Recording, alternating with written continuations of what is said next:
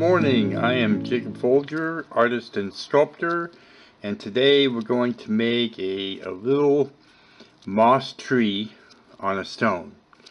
And I have some stones here, and I wanted to show you. If you have, first of all, if you have trouble finding stones or rocks around where you live, you might ask a friend if they do, because I actually had about 7 or 8 stones mailed to me by my friend Pat in Massachusetts. So, you know, and these are actually very nice stones that she sent. I am able to find stones pretty readily. I found this stone actually down by my creek that's not too far from my place, along with a bunch of other ones, and this is the one I'm going to use today. You can also find them stones and rocks around bodies of water. You can find them, you know, sometimes just around on the ground where you're walking. You know, if you're not thinking about it, you're probably thinking, oh, I don't know where there's any stones. But if you go out and take a look around, you might actually find that they're all over the place. Now, to get the stone to be a little bit more accepting of the clay, I recommend sealing it. I use a lot of different things, but usually I use acrylic. This is an acrylic product. You just brush it on. That's all I'm doing here is brushing it on with a paintbrush. Now this is a water-based product, and always when you're using any kind of product to seal something or paint something, you definitely want to make sure you clean your brush afterwards. In this case, with this product, I clean it with water. But you just paint it on. You do want to paint it on all the way around, and the reason why is if you have to level up your stone, you might want to use like a little piece of clay to do that. And so you want to make sure you do the bottom as well. Usually one coat of this product is adequate. I'm going to put this product in the tool and supply list in the video description, which is located below the video. And this product, it dries fairly quickly. You also can use, if you have trouble finding this, you also can use varnish and polyurethane, any product really that's going to act as a sealer. And I prefer to use something that is not really going to change the appearance of the stone all that much. Now this will be a little bit more shiny, but you can still see all the striations and coloring of the stone. So that's why I prefer to use, you know, natural, have a natural finish on it. And I want to talk about clays for a minute. Now I'm going to be using, this is Polymer clay, and it's Sculpey 3. Now that's my brand of choice, and so I always use it. I'm using black because I like the way the finishes look on it. But going back to the type of clay, first of all, you're going to want some kind of clay that does not shrink when it dries or is baked. This is Polymer, Sculpey 3 is a baked clay, and when it's baked, it doesn't. When it's baking, it doesn't shrink. Now, if it did shrink, like some of the air dry clays and that sort of thing, and some polymer clays also shrink. If they shrink, the stone will not, and so the sculpture will crack and break around the stone where it's, you know, bonded to it. So just keep that in mind. The other thing is, some polymer clays do not adhere well to stones. So that's another consideration. So my experience with the Sculpey 3 polymer clay is that it will adhere to stones and it will not shrink and hurt the sculpture. Okay, so the acrylic product is still drying a little bit. I just want to knead the clay I've been doing that a little bit here already. That's going to get the clay to a nice warm to the touch and nice and pliable and easy to work with, but it's also going to condition the clay. They call it conditioning, and the reason why is because there are a lot of ingredients inside of polymer clay that have to be mixed up in order for the clay to work properly. And then so once you've got it good and conditioned, good and kneaded, and it's nice and soft and easy to work with, we're going to go ahead and start the tree. So before we start, I want to let that stone dry a little bit more, but there's some things that we can do up until we're ready to put it on, put the clay on the stone. So we're going to start off with a ball about this big. This is going to be a small tree, and I'm going to start off with a ball of clay.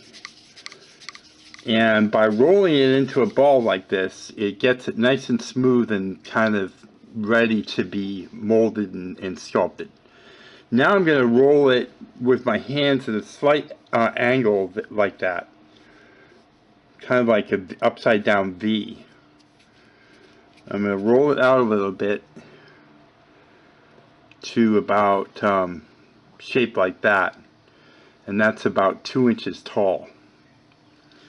Now what I'm going to do is I'm going to take a pair of scissors, and I want to get the roots of the tree and the branches of the tree started, and the good way to do that is with scissors. So I'm going to snip it there and snip it there like that, and then also at the top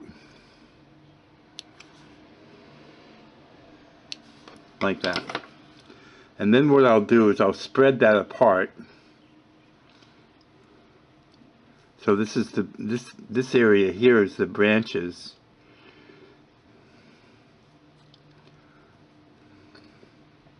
And I'll just spread it apart like that. And then I'd like to, where the branches are going to be, because they have no real support up on top, what I do is I take a ball of clay and I roll it, and then I make it flat like that. And then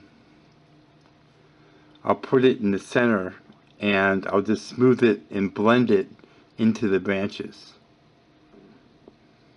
like that, drawing the clay with my thumb to blend it with the branches.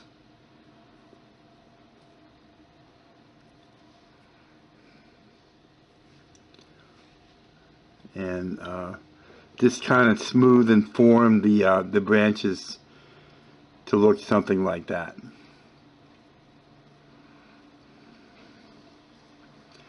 And then I'll spread apart what we call the roots now.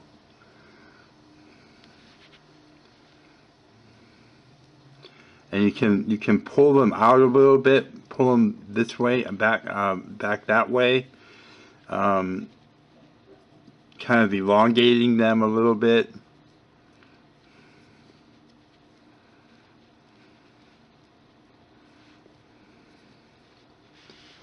Now this should be, yeah, this is pretty dry now.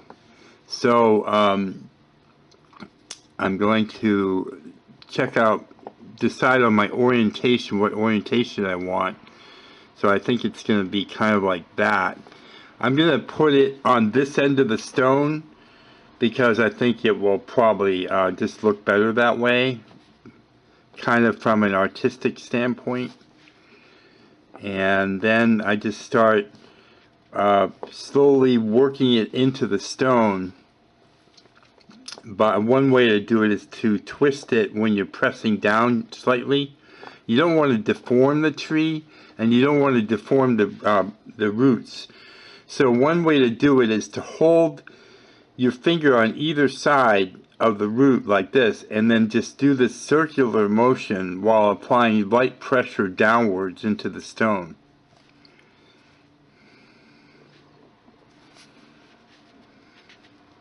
And we want the roots to look natural on the stone. We don't want them to look we want them to look very natural. So And a couple of things that you can do is you can create kind of a smooth transition from the trunk of the tree down to the root by just taking a small flat piece of clay like that, applying it right there at that angle, and blend it in. Blend it in all the way around.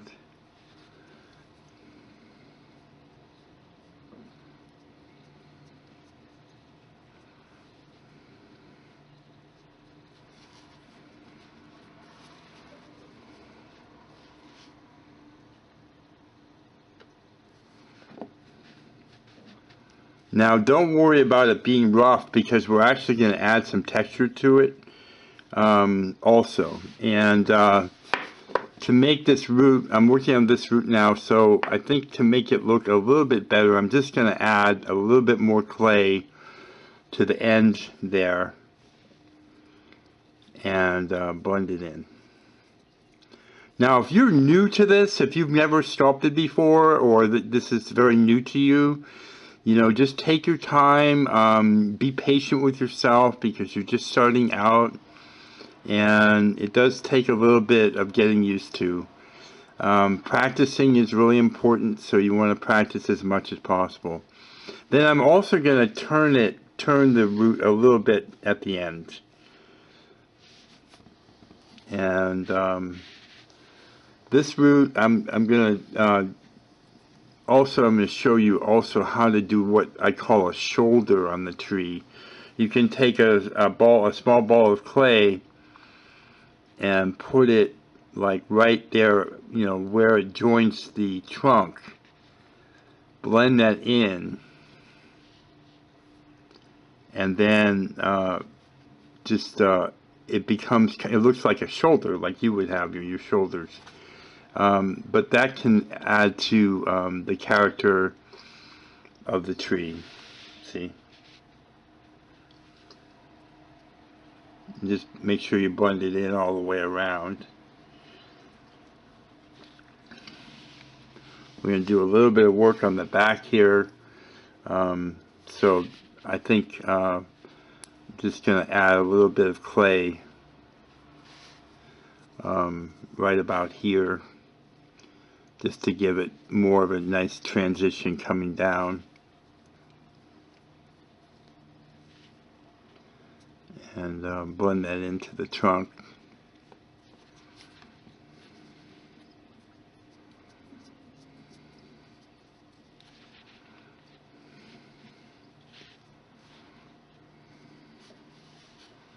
So then what you can do is you can take a knife like this and sculpt out like almost like a little triangle there.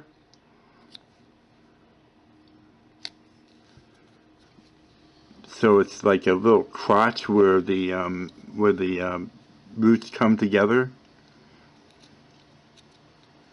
and just clean off the stone there where you joined it, cleaned it off,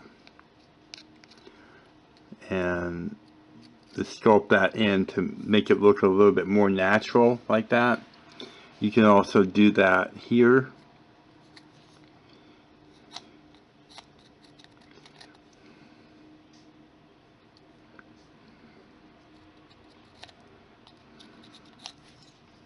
And then also here a little bit. And then another thing you can do is you can put in a knot hole, which will make the tree look very natural also. So just basically taking a tool like this and pressing in. Now you can get these tools at like an art store, craft store. You can find them online. Wood sculpting tools is what you would search.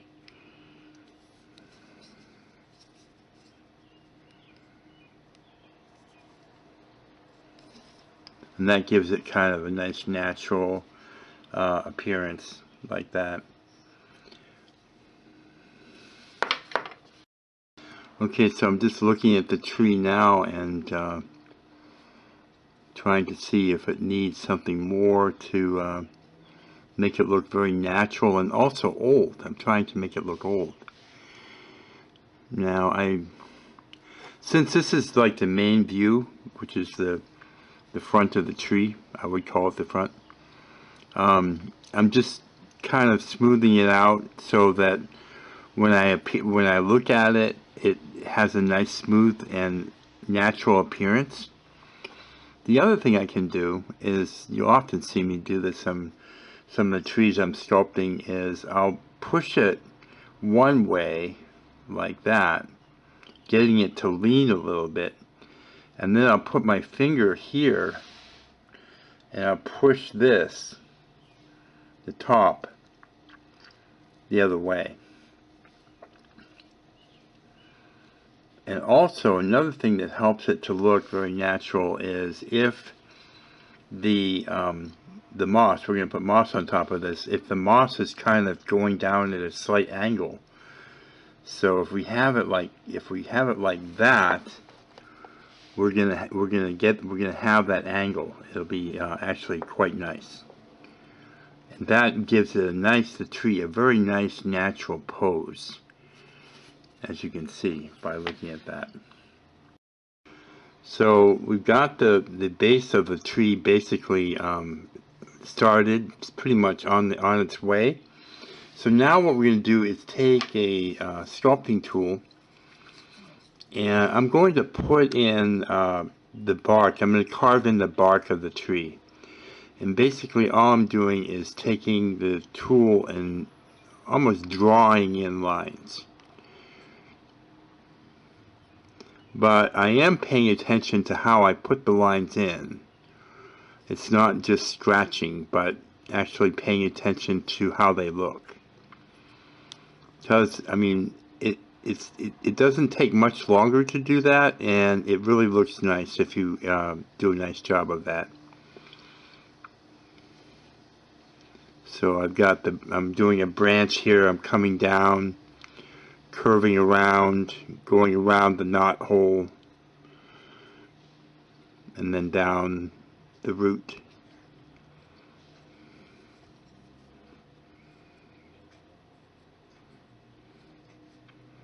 And you can make those grooves or bark texture as deep or shallow as you want, or you can change it from shallow to deep to add a little bit of character that way.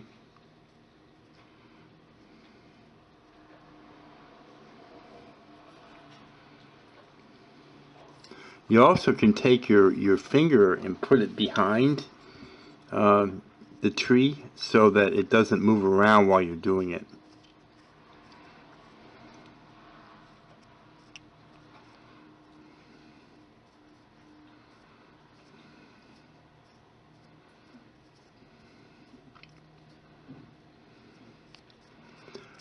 Now I'm going to tell you there's going to be baking instructions in the video description, but I just want to talk about the baking a little bit. For one thing, you don't have to worry about the stone exploding or anything like that. People ask me if it will do that. No. I've done a lot of sculptures and with stones and seashells and things like that. Basically the same as I'm doing here. And I've never had a problem like that. The stove just doesn't get hot enough. This is of course working with polymer clay baked on the stone in a conventional oven. Not talking about other types of products. I mean, this is with this particular situation.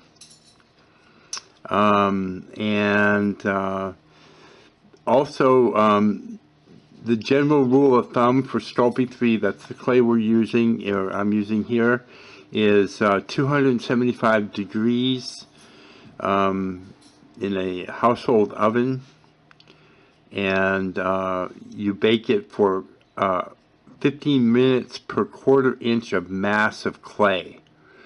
So if this tree at its thickest point is about an inch, it's about an inch, let's see how thick it is. It's about an inch at its widest point. You would bake this for an hour. So that's basically how you look at it. When you take it out of the oven, the best thing to do, this is what I recommend, and you'll see it in the instructions in the below the video, is best thing to do is open the oven, turn the oven off, and let it sit. Now, got some clay on the bottom here. Okay, let it sit until it cools. Also, the tree, the polymer clay tree, will cool far faster, far quicker than the stone. So if you touch the tree and say, "Oh, it's cool," and then grab the stone, it's going to be really hot. So be careful about that. The stones retain heat very well, and so they'll take a long time to cool. So those are just some things, some tips for you to be aware of. And if you're using some other kind of clay besides Sculpey 3, you're going to want to check the instructions for that clay that you are using for baking times and temperatures. Okay, we're almost there. Now, what I want to do is I'm going to show you a good way to hold the moss to the tree is with wire. This is galvanized steel wire, 18 gauge, and this is what I use a lot. I use it frequently for all kinds of things, including this application here. So I'm going to just start off with cutting off a piece just to make it more manageable in front of the camera. And then I'm going to cut 3 lengths about maybe this long, maybe an inch or so long, like that. And this is going to make 3 about the same here. You do want to hold on to both ends when you cut it. You do not want this on your floor. If you cut it and you're not holding on to it, it will go flying, and it'll end up in your carpet or your floor, and you can poke your feet or your children's feet or animals' feet. So just keep that in mind. And then you can take the length of wire and just stick it down into the center here, so that it sticks out about 1/4 inch above the tallest branch. And you want to do it kind of in a triangular shape. So there's 2 and 3, and so that makes up a triangle, and I'll show you in just a minute. So I've got that. So that's what it looks like. You can see that good. And what that does is the 3 of them working together will kind of grip the moss and give it a good, hold on to it pretty good. And then you want to check your work and make sure that you're happy with it. If there's any fuzz, when you're carving it to put the bark texture in, sometimes a little fuzz will develop, clay fuzz, I call it fuzz, or hair, and that will kind of stick out. So you can take your finger and just, or your fingers, and just gently pat it, and that will get it to kind of lay back down. And then we can finish it. So before we bake it, the best thing to do is go ahead and do the finish. The finish I'm using is Pearl X Pigments, and I use this like a lot. I use it on many of my sculptures, and I use it on my trees especially. In fact, I use it so much I just keep it in a lid, especially the bronze, the antique bronze. Now the color that I'm using will be in the video description. Antique bronze will be in the video description in the tool and supply list. And along with that will also be baking instructions for the clay and any other information that's important for this project. Now, to apply it to the tree, the way I do that is I dip my finger into the bronze, and then I just kind of swirl it onto my finger so it's becomes a little bit finer and a little bit more subdued. I don't want it to go on really bright. I want it to kind of look antique-y, and I just want to highlight the sculpture. So so I do that, and then I just apply it to the tree. I try not to get it on the stone. I don't think it looks all that great if I do. So if I can't get my fingertip close enough to the stone, I'll go back and do that with a brush. But I try to do it with my finger because there's a different appearance between applying it with a brush and applying it with your finger. So I'm really looking to try to get that appearance all the way. Also, I'm not trying to cover all the black. I definitely want lots of black showing, and I'm just trying to highlight. So all the grooves that I made when I was carving it, you can actually see the black in them. And then just go around.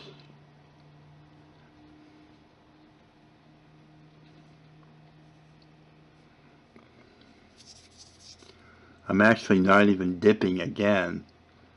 I'm not dipping my finger into the bronze again. I'm working with what was on my thumb, and I'm smearing it with my thumb, my finger, so I can keep going with that that apply without re-dipping. If I re-dip, then I end up with it really bright again.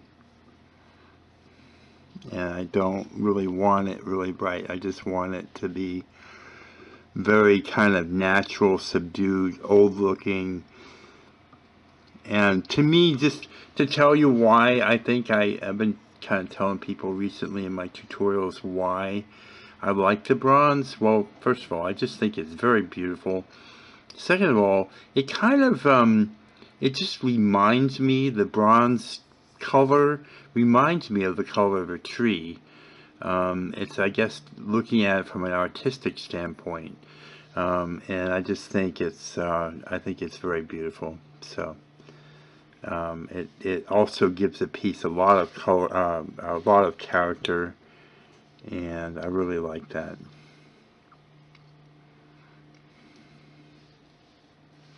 And there we go. So that's what it looks like. And then we'll bake the tree and the stone, of course. Okay, I have my moss here, and this is actually fern moss. If you look closely, you can see it's like little baby ferns. It's made up of a whole bunch of them.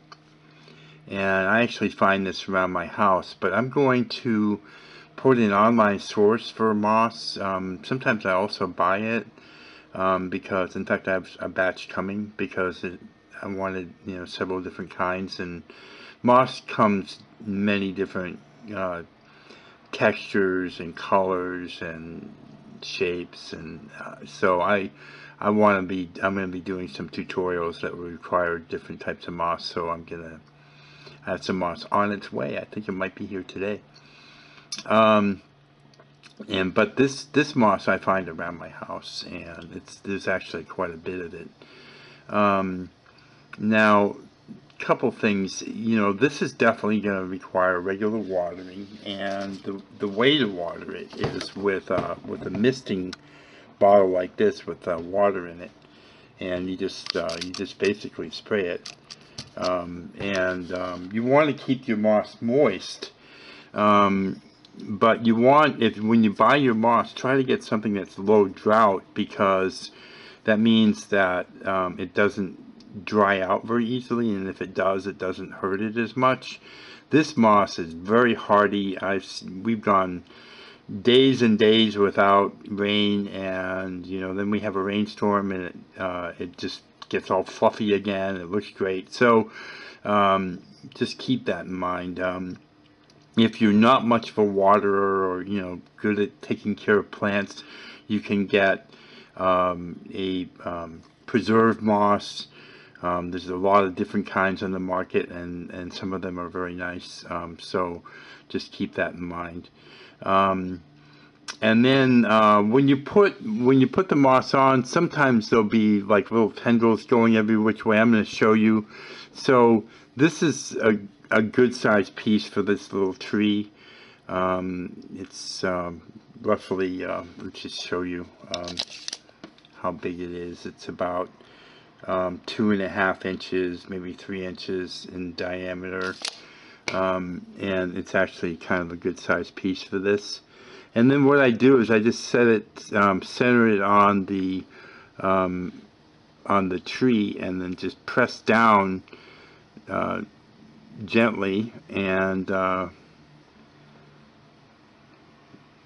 we go. And then if it does have any tendrils or anything hanging down or up, for that matter, you can clip them with a pair of scissors. And it's probably better actually to do it with scissors, because if you start pulling on it, the moss piece might come apart. So and lastly, you can also put this in a terrarium setting, which would also keep the moss a lot more moist over a period of time. And so that's what it looks like. It's really just, I think, one of the most beautiful things I've ever created has been my moss trees. And I just think they're really, really beautiful. So if you like this kind of content, please subscribe to my channel. I do many videos along these lines. And give me a thumbs up if you like the video, and